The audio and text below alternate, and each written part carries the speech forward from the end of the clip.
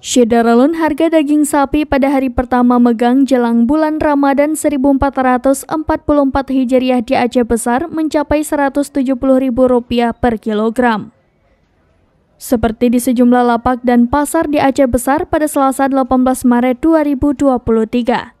Di Pasar Lambaro dan sekitarnya, harga daging dijual mulai dari Rp150.000 hingga Rp170.000 tergantung kualitas.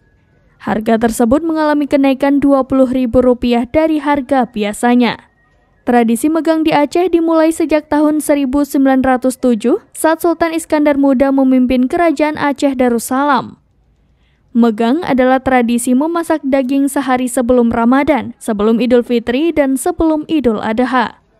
Tradisi ini dilakukan 3 kali dalam setahun oleh masyarakat Aceh, di mana warisan Sultan Iskandar Muda itu masih bertahan hingga generasi milenial saat ini. Dari Aceh Besar, Henry, serampinews.com.